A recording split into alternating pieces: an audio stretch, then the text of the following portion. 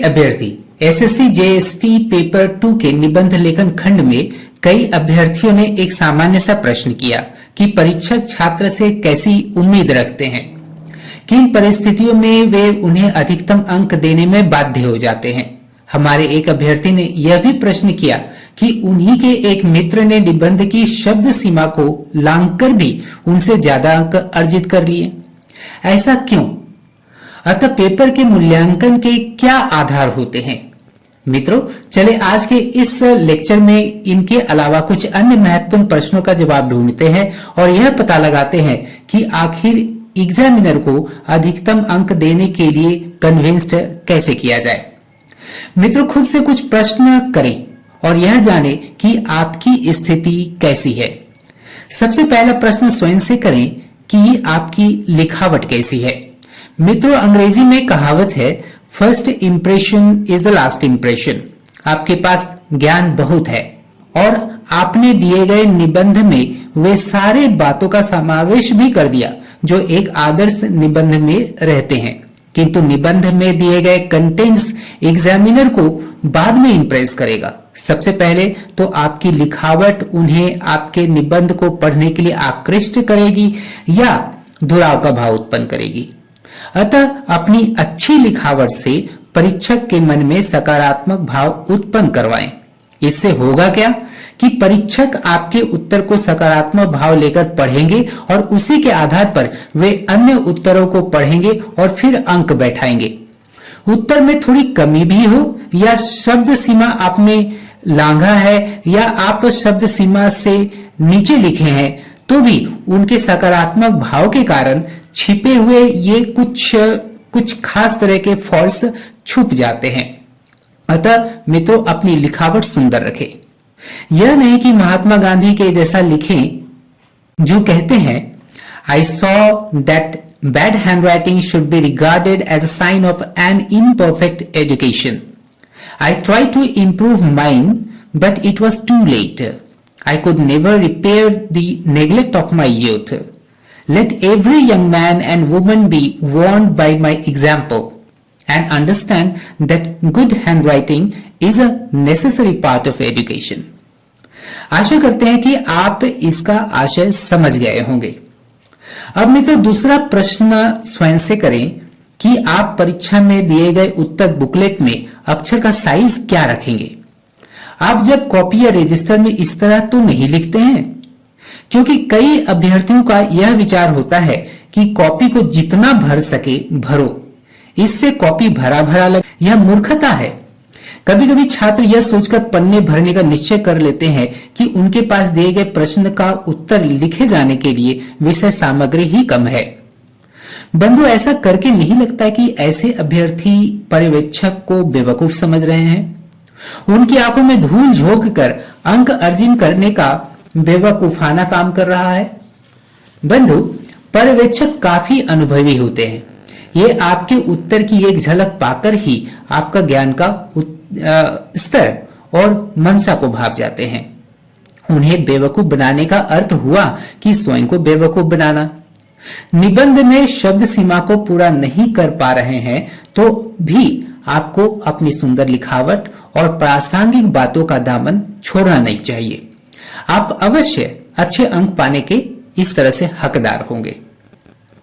बंधु, तीसरी महत्वपूर्ण प्रश्न स्वयं से यह करें कि दिए गए निबंध को उसके सही प्रारूप में ढालने की सफल प्रयत्न कर पाए हैं या नहीं। बंधु, निबंध का अपना प्रारूप होता है। निबंध का सामान्य प्रारूप है भूमिका, प्रस्तावना और उपसंहार। जहां तक भूमिका और उपसंहार की बात है, ये दोनों स्टैटिक इन नेचर होते हैं, अर्थात इनमें बदलाव नहीं होता है।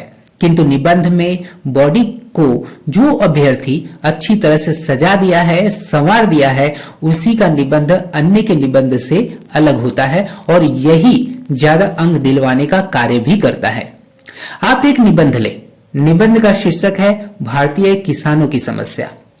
प्रथम दृष्टया में यह निबंध पूर्णतः परंपरागत निबंध दिखता है। 70 साल से भी अधिक वर्ष बीत गए हैं जब से भारत स्वतंत्र हुआ है, फिर भी भारतीय किसानों की समस्या जस की तस है। तो क्या अपने निबंध में वही घिसा पिटा पॉइंट्स लिखेंगे जो हम जैसे शिक्षक 20 साल पहले अपने स्कूल कॉलेज के समय में लिखा करते थे? क्या प्रश्न सेट करने वाले आपसे यही उम्मीद करेंगे कि किसी भी निबंध की किताब में इस शीर्षक पर दिए गए निबंध को परीक्षा में लिख दें और वे आपको अंक भर भर करके दे देंगे? कतई नहीं। परीक्षक आपसे यह उम्मीद रखते हैं कि दिए गए निबंध को आधुनिक परिप्रेक्ष्य में लिखें। उसमें अद्यतन तथ्य और आंकड़े देने होंगे। अभी के कृषि बिल और उससे जुड़े हुए आंदोलनों का जिक्र बिना राजनीतिक भाषा का प्रयोग किए ही लिखे। कृषि से संबंधित संविधान के कुछ धाराओं का भी हो सके तो उल्लेख करें। दूसरे शब्दों में कहे तो एक पैराग्राफ ऐसा होना चाहिए जो निबंध को आधुनिक परिप्रेक्ष्य में लिखा जाए। बंधु, चौथा प्रश्न स्वयं से यह करें कि क्या आपका निबंध तकनीकी न होकर पूर्ण साहित्यिक तो नहीं हो गया है? कई अभ्यर्थी अपने निबंधों का मूल्यांकन करवाते हैं मेरे से, जिसमें वे किसी भी निबंध को साहित्यिक रंग दे देते हैं। अर्थात उन्हें ऐसा लगता है कि ज्यादा से ज्यादा कविताओं और बड़े बड़े वक्तव्यों का प्रयोग किया जाए तो उन्हें ज्यादा अंक हासिल होंगे। जबकि सच्चाई यही है कि परीक्षा में साहित्यिक निबंध पूछे ही नहीं जाते हैं। कम से कम पिछले कुछ वर्षों में ऐसे निबंध पूछे ही नहीं गए हैं। इससे एक बात स्पष्ट हो जाती है कि ज्यादा से ज्यादा कविताओं या वक्तव्यों को रटना और जबरन अपने निबंधों में उन्हें जगह देना ज्यादा अंक अर्जित करने वाले नहीं हो सकते हैं। एक अच्छे निबंध में तथ्य और आंकड़े जितना ज्यादा हो उतना ज्यादा अच्छा होगा।